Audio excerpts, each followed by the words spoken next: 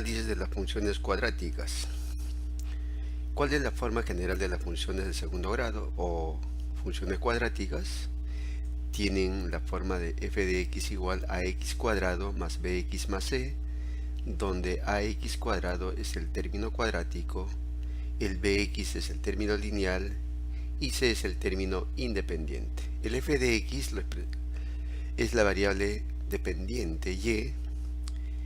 Ahora, las funciones cuadráticas tienen como dominio siempre todos los números reales. Ahora, ¿cómo es la gráfica de las funciones cuadráticas? Eso depende del coeficiente del término cuadrático. Si el coeficiente del término cuadrático es positivo, es decir, cuando es a mayor que 0, la gráfica es una campana, una parábola que se abre hacia arriba, tal como se muestra. Y este punto es el vértice o punto mínimo, en este caso de la función. Ahora, el rango de la función,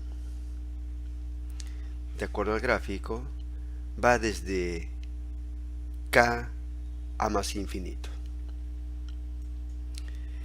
Ahora, cuando la gráfica es una parábola invertida, una parábola que se abre hacia abajo, vamos a tener el punto máximo.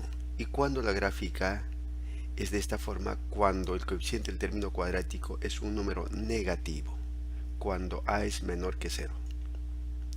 Si a es menor que 0, esto implica que la gráfica va a ser esta. Y va a haber un punto máximo, este es el vértice, en este caso de la parábola, y es el punto máximo. El punto máximo es el HK, es el vértice. Por tanto, el rango de la función va a ser de menos infinito hasta el valor de k.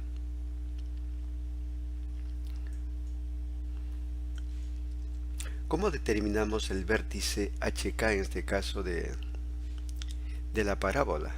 Para esto el h va a ser igual a menos el coeficiente del término lineal entre el doble del coeficiente del término cuadrático. Y el k vamos a determinar en función del h, en función del menos b sobre 2a.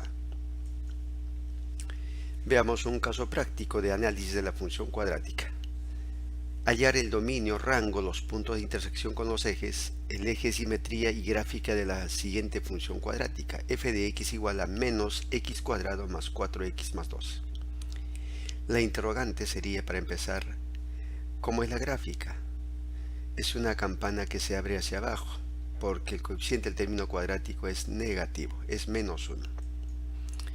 Por tanto, determinamos en principio los vértices, o el vértice de la parábola, y el vértice, como sabemos, es igual al menos el b vale 4 sobre el doble del coeficiente del término cuadrático, que es menos 1. Y va a quedar menos 4 sobre menos 2. Y menos con menos más, y 4 entre 2 es 2. Así que el h vale 2. Y para hallar el k, este valor de h reemplazamos en la función. Y tendremos en este caso el k va a ser en función del 2 igual a menos el x vale 2, 2 al cuadrado más 4x, que es 2 más 2. Y operando nos da en este caso 12, 20 menos 4, 16. Por tanto, el vértice es 2, 16. Y gráficamente lo vemos en el plano, ahí está. El vértice es 2, 16. Como la axis es 2, acá se ubica en este caso el eje de simetría. Este va a ser el eje de simetría en este caso de la parábola. Luego pasamos como segundo paso a hallar los puntos de intersección con los ejes. Los intersecto con el eje X, ¿cómo obtenemos? Implica que nosotros tenemos que hacer que Y sea igual a 0. Igualamos a 0 y tenemos la expresión.